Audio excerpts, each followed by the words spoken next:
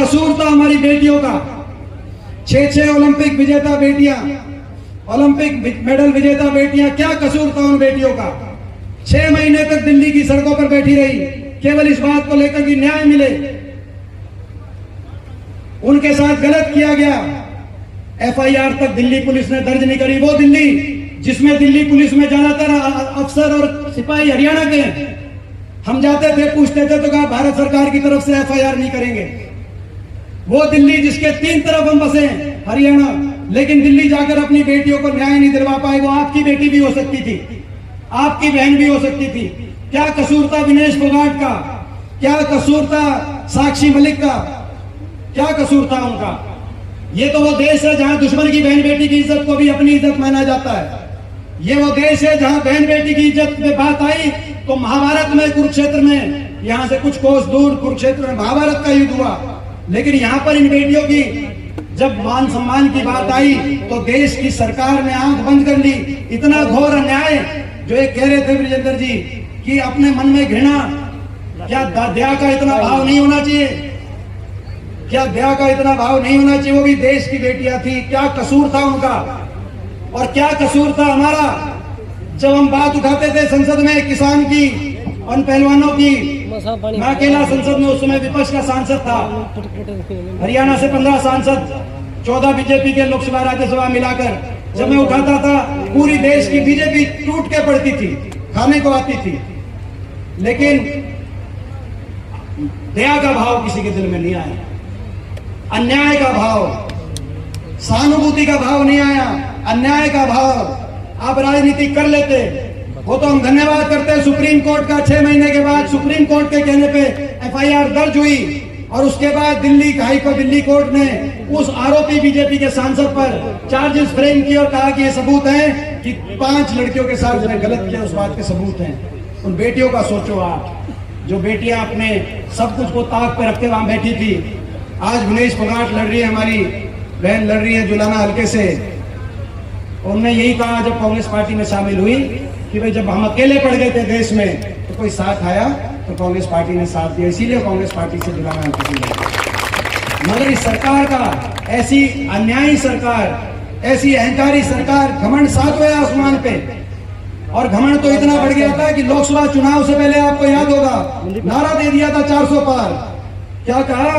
बाबा साहब भीमराव अंबेडकर जी का हम बीजेपी संविधान तोड़ देगी अगर 400 पार हमें दे दो। बीजेपी ने नारा दे दिया। वो तो लोगों ने इनका घमंड तोड़ दिया और संविधान को बचा लिया। और जब हम संविधान बचा और संसद में हम पहुंचे, हमने शपथ ली तो हमने नारा लगाया जय संविधान कह के हमने शपथ ली। और जब जय संविधान का नारा लगा तो आपने देखा होगा पूरी बीजेपी तिलमिला गई। और लोकसभा के स्पीकर ने जब ये कहा कि जय संविधान नारे की कोई जरूरत नहीं है तो 550 सांसदों में आपका बेटा खड़ा हुआ। मैंने कहा कि जय संविधान के नारे से ही देश चलेगा। और उन्होंने कहा कि नहीं, आप बैठ जाओ। मैं लोकसभा अध्यक्ष को और भारतीय जनता पार्टी को कहना चाहता हूं, लोकसभा में तो आप कह रहे थे बैठ जाओ, मगर जय संविधान के नारे की गूंज को, जय जवान जय किसान के नारे की गूंज को हरियाणा में हम नहीं बैठने देंगे। आपके कान तक दिल्ली में पहुंचा के रहेंगे। ये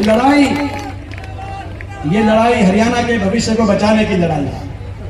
और इसीलिए हमने, जब कांग्रेस पार्टी ने एक अभियान शुरू किया, हरियाणा मांगे हिसाब, आपको याद है जैसे ही वो अभियान शुरू हुआ तो बीजेपी के बड़े बड़े नेता आए, कोई गुजरात से आया, कोई दिल्ली से आया और बोला कि हमसे कैसा हिसाब मांग रहे हैं। 10 साल भट्टा बिठा दिया जिन्होंने हरियाणा से, वो बोल रहे हैं, बोला हमसे कैसा हिसाब मांग रहे हैं। हुड्डा साहब, हम तो हिसाब लेंगे, हम हिसाब नहीं दिया करते। मैं बीजेपी के उन नेताओं को जो आगे उनको बताना चाहता हूं, आपका कहीं और काम चल जाता होगा बिना हिसाब दिए, हो सकता है गुजरात में या कहां आपका काम चल जाता होगा, लेकिन यहां नहीं चलेगा क्योंकि ये हरियाणा है प्रधान, हरियाणा है। हरियाणा का आदमी सीधा होता है, शरीफ होता है। हरियाणा का आदमी ठगा भी जाता है, ईमानदार होता है। हमको ठग सकते हो जरूर, लेकिन जो ठग के जाता है उससे हम हिसाब लेना भी जानते हैं और उससे हिसाब चुकता करना भी जानते हैं। हरियाणा है। आपने ठगने का काम किया 10 साल और अब भी ठग रहे हैं, अब भी ठग रहे हैं। आपने देखा 2019 में भी ठगा। 75 पार का नारा था, 40 पे रोक दिया था बीजेपी को। रोक दिया था कि नहीं रोक दिया था हरियाणा की जनता ने? 40 पे रोक दिया था, लेकिन धोखा बन गया। दोबारा सरकार किसने बनवा दी इनकी? दुष्यंत चौटाला ने, निर्दलियों ने, और दुष्यंत चौटाला ने, निर्दलियों ने, एक एक एमएलए की पार्टियों ने लाइन लगा के जाके समर्थन देकर सरकार बना दी। आपको याद होगा, आपने वो समय भी देखा होगा 2019 का। सरकार बना दी धोखे से। और अब भी आपके साथ आपने रखा, जब ये समझ में आ गया बीजेपी को कि हरियाणा में बीजेपी के खिलाफ वो का रुख हो गया है, और हरियाणा के कोने कोने से एक ही आवाज आ रही है कि बीजेपी जा रही है और हुड्डा साहब के नेतृत्व में कांग्रेस पार्टी आ रही है। तो ये बात बीजेपी को समझ में आ गई, उन्हें गले उतर गई। उनने क्या किया कि इलेक्शन से एक हफ्ते पहले अपने मुख्यमंत्री को बदल दिया। बदल दिया कि नहीं बदल दिया?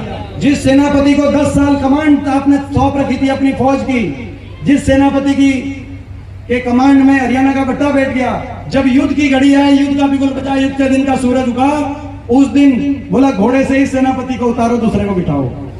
यही बात बनी। और उप मुख्यमंत्री बदल दिया, अपना उप मुख्यमंत्री बदल दिया, हटा दिया। और जिस दिन हटाया गया उस दिन इस समझौते की पोल खुली। आपको याद होगा, मैंने कह दिया था कि ये हरियाणा को लूटने का समझौता है। और फिर सिरसा की रैली में दिसंबर में मैंने कह दिया था इनका समझौता तोड़ने का समझौता हो गया, कि इनके कैंडिडेट आएंगे, अलग अलग तरीके से कैंडिडेट आएंगे और कांग्रेस की वोट को काटने के लिए अलग से साजिश षड्यंत्र रच के कैंडिडेट आए। मैंने कह दिया था सिरसा में। जैसे ही दुष्यंत चौटाला को हटा किया, अगले दिन दुष्यंत चौटाला का बयान आया कि बीजेपी के घोटालों के राज बताऊंगा। उसके अगले दिन खट्टर साहब का बयान आया, दुष्यंत चौटाला के घोटालों की जांच कराऊंगा। क्या बात है ना? फिर नहीं बोला, फिर कोई सा फिर आगे बयान बोला, भाई तुम हमारी बताओगा तो ले भाई तने तेरी जांच करा देते हैं भाई। बताओ, तो बोलने की जरूरत है क्या? इसके बाद 5 साल लूट के खा गए, 5 साल लूट के खा। खैर, आपके साथ धोखा करने के लिए मुख्यमंत्री बदला, उप मुख्यमंत्री बदला, अपनी कैबिनेट बदली, अपने प्रदेश अध्यक्ष को बदल दिया, इलेक्शन की तारीख बदल दी, इलेक्शन की तारीख पहले नजदीक कर दी, फिर आगे कर दी। बीजेपी वालों, इतना है कि मैं बदल लो, थारा कष्ट नहीं कटने वाला। आपने अपने अहंकार को तो बदला नहीं, ये हरियाणा की जनता सरकार ही बदलने का काम करेगी। आप कुछ बदलने का काम है। आज हरियाणा में, पूरे प्रदेश में एक जन भावना बनी है कांग्रेस पार्टी के पक्ष में। हरियाणा के कोने कोने से एक आवाज आ रही है, बीजेपी की ये सरकार जा रही है और कांग्रेस पार्टी की सरकार आ रही है। और हर जगह जहां मैं जा रहा हूं, वहां पर अम्बाला गए, जहां से वरुण मुलाना अभी 3 महीने पहले बड़े बहुमत से जीते थे, वहां कह रहे 9 की 9 सीट कांग्रेस। मैं सिरसा गया, जहां से बहन शैलजा जी 3 महीने पहले बड़े बहुमत से जीती थी, 9 की 9 कांग्रेस। विनेश फोगाट का मैं नॉमिनेशन भरवाने गया, तो सोनीपत हल्के में पड़ता है, बोले सोनीपत में सारी की सारी सीट कांग्रेस जीत रही है। रोहतक में, फरीदाबाद में। मैं आपसे पूछना चाहता हूँ, आज मैं उचाना आया हूँ, तो उचाना में भाई ये सीट बीजेपी से अगर छुटकारा चाहते हो कि नहीं चाहते इस बीजेपी को छुटकारा? बीजेपी ने जितना आज पूरा देश आपकी तरफ देखेगा, पूरा देश हरियाणा का फैसला किस तरफ है, 750 किसानों की जान की कुर्बानी लेने वालों की तरफ है। जाने अनजाने में कोई ऐसी बात ना कर देना। 750 किसानों की जान की कुर्बानी की तरफ फैसला उचाना सुनाएगा। हमारी बेटियों को दिल्ली की सड़कों पे घसीटने की तरफ उचाना फैसला सुनाएगा, या उनके खिलाफ फैसला सुनाएगा? और अगर बीजेपी के खिलाफ, उनके खिलाफ आप फैसला सुनाना चाहते हो तो एक ही निशान है, एक ही कैंडिडेट है, मेरे भाई ब्रिजेंद्र को कांग्रेस के हाथ के निशान पर बीजेपी को रोकने के लिए, बीजेपी के रोकने के लिए एक रास्ता है, एक निशान है और एक कैंडिडेट है, मेरे भाई ब्रिजेंद्र सिंह को। और ऐसे उम्मीदवार हैं, काबिल उम्मीदवार हैं, आपके लिए अच्छा काम करेंगे। आपको पता है, एक काबिल उम्मीदवार हैं, साफ सुथरी छवि के उम्मीदवार हैं। एक अनुभव इनको, जो अनुभव इनको मिला है वो बेशकीमती अनुभव सरकार के प्रशासन में इनको मिला है। आपके बीच में आए हैं और मेरे भाई भी हैं, तो मेरे भाई भी हैं, तो भाई ये मौका पहुंचाने वाला बताओ, ये मौका बीजेपी से बदला लेने का मौका और कांग्रेस की सरकार बनाने का मौका, चुकोगे तो नहीं ये मौका। मैं आपको बताता, उचाना हल्के ने ठाना है, उचाना हल्के ने ठाना है, उचाना हल्के ने ठाना, मैं पूरी बात बोलूंगा। उचाना हल्के ने ठाना है, बूढ़ा साहब और उदय भान जी के नेतृत्व में कांग्रेस की सरकार को बनाना है और उचाना से भाई ब्रिजेंद्र को जिताना है। भाई जो है अपना ये एक अभी आपकी बात बीच में यार, ये कर सिंधु टीम, इनका नाम लेना रह गया था भाई। कर सिंधु टीम है, सुनील वगैरह सारे कर सिंधु से, इनका नाम भी लिया हुआ मानना भाई। तो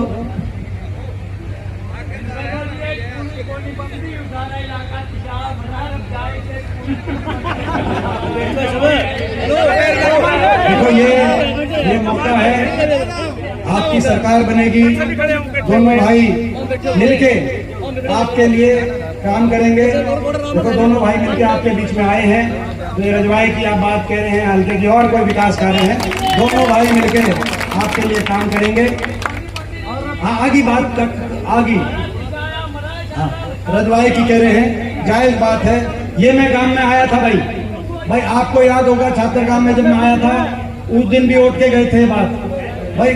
उस दिन गांव में जब प्रोग्राम था, मैं गांव का प्रोग्राम कर गांव में आए थे, तो उस दिन ये बात उठ के गए थे, होली थी ये बात की भी सरकार बनेगी, कांग्रेस पार्टी की सरकार हरियाणा में बड़े बहुमत से बनने जा रही है और सरकार बनते ही हर वर्ग की खुशहाली के लिए कांग्रेस पार्टी काम करेगी।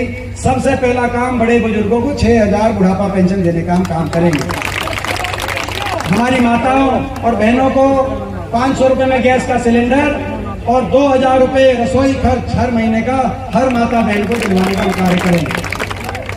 300 यूनिट बिजली में राहत, किसान को एमएसपी गारंटी, कर्मचारी को ओल्ड पेंशन स्कीम, एससी और बैकवर्ड व समाज और गरीब परिवारों को 100 गज के प्लॉट, इंदिरा आवास योजना में 3.5 लाख तक की आर्थिक सहायता से जरूरतमंद को मकान और युवाओं को 2 लाख पक्की सरकारी नौकरी, समयबद्ध पारदर्शी और मेरिट पर समयबद्ध पारदर्शी रूप से युवाओं को रोजगार के अवसर, ताकि युवाओं को जो ब्रिजेंद्र भाई बता रहे थे विदेश में ना जाना पड़े, युवाओं को विदेश में ना जाना पड़े, युवाओं को पलायन ना करना पड़े। विदेश में आज क्या हो रहा है आप देख रहे हैं, घर बार बेचकर अपने उधारी लेकर, डोंकी के रास्ते उधारी लेकर विदेश में मजदूरी करने के विवश हो रहा है हमारा नौजवान, क्योंकि हरियाणा में भविष्य नहीं दिख रहा।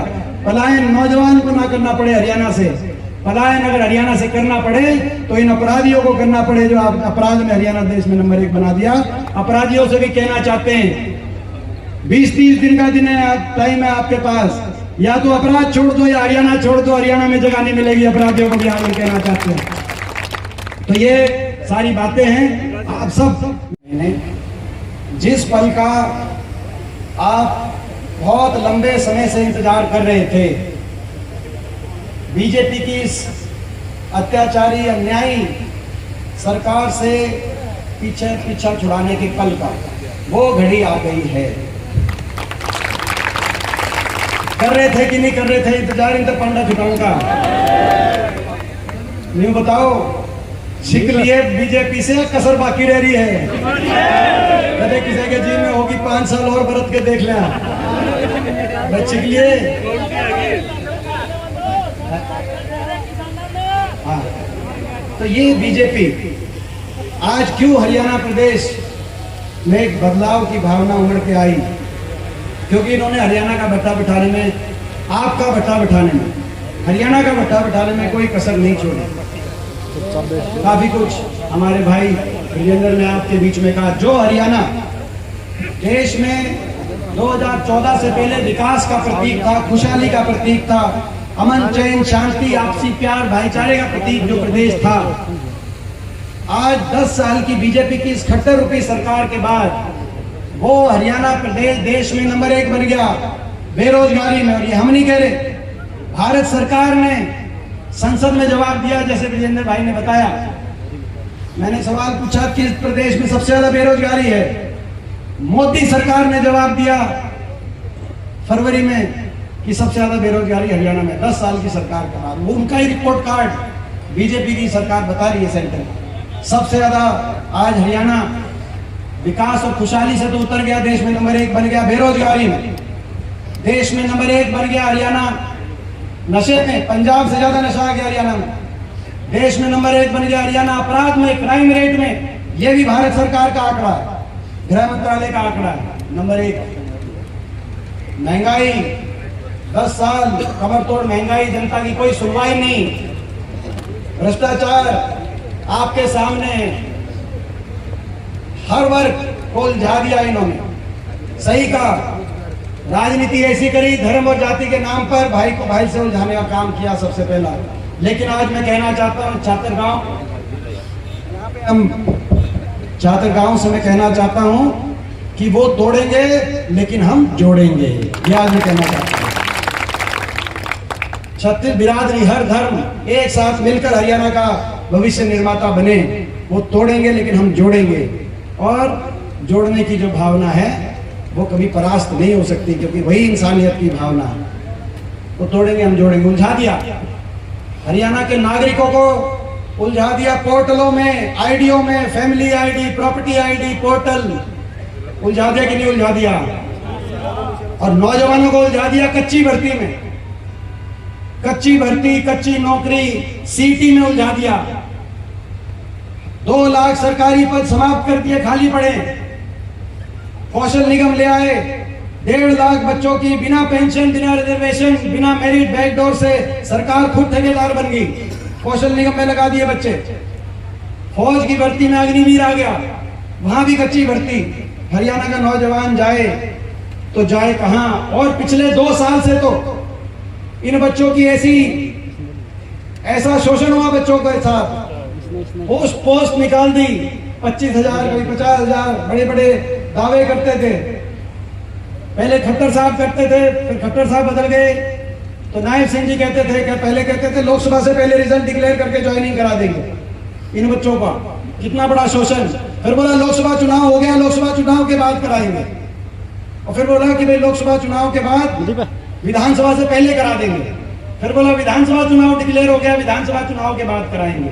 जैसे सनी देओल की एक पिक्चर आई थी, आपको याद होगा, तारीख पे तारीख, तारीख पे तारीख, तारीख पे तारीख। 5 साल तक इन नौजवानों को मिली तारीख पे तारीख, तारीख पे तारीख।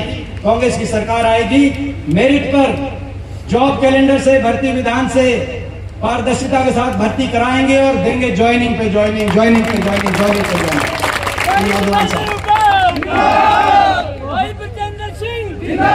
और आप बताओ, कोई जींद जिले में, कोई आपके इलाके में, पूरे हरियाणा में 10 साल तक इन्होंने कोई बड़ा काम किया हो, कोई बड़ी परियोजना लाए, कोई बड़ा इन्होंने कोई औद्योगिक क्षेत्र लगवाया हो बीजेपी ने, कोई बड़ी यूनिवर्सिटी बनवाई हो, कोई बड़ा काम किया? काम कुछ किया नहीं। हर वर्ग को उलझा दिया। गरीब आदमी की स्कीम सारी खत्म कर दी। 100-100 गज के प्लॉट की स्कीम, मकान की स्कीम, एससी समाज, बैकवर्ड समाज के परिवारों के लिए जो कांग्रेस की सरकार में चल रही थी, वो स्कीम्स खत्म कर दी। काम किया नहीं, लेकिन काम बिगाड़ दिया हमारा। ये एक ऐसी सरकार साबित हुई जिस सरकार में हर वर्ग को सड़क पे आना पड़ा और हर वर्ग का अपमान इस सरकार में हुआ। अपनी मंडी व्यवस्था थी और एमएसपी बचाने के लिए किसान को 1 साल तक आंदोलन करना पड़ा, 1 साल तक सड़क पे आना पड़ा। देश के इतिहास में अगर काले अक्षरों में कोई एक ऐसी सरकार मानी जाएगी जिस सरकार में 1 साल तक किसी एक वर्ग को सड़क पे बैठना पड़ा। 750 शव इन धरनों से वापिस आए, 750 शव इन धरनों से वापिस आए।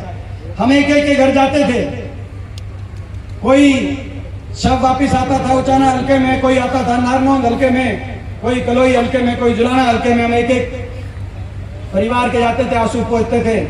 और देश की पार्लियामेंट में जाकर तो देश की सरकार के आगे कहते थे कि कम से कम अगर इन परिवारों के लिए, इन किसान के लिए अगर आपकी मांग नहीं मान रहे तो सहानुभूति के 2 शब्द तो कह दो। 750 घर उजड़ गए, वो भी किसी का बेटा था, वो भी किसी का बाप था जो वापस नहीं आया धरने से। सहानुभूति के 2 शब्द कह दो। लेकिन बीजेपी ने सहानुभूति के 2 शब्द भी किसान के लिए कहे नहीं। आप अंदाजा लगा सकते हो कितना एक अहंकार और कितना अन्याय, क्या कसूर था देश के किसान का। सरपंच गए, सरपंचों पे लाठीचार्ज, कर्मचारी गए ओल्ड पेंशन स्कीम के लिए, कर्मचारियों पे लाठीचार्ज, आशा वर्कर आंगनवाड़ी गई, उन पे लाठीचार्ज। क्या कसूर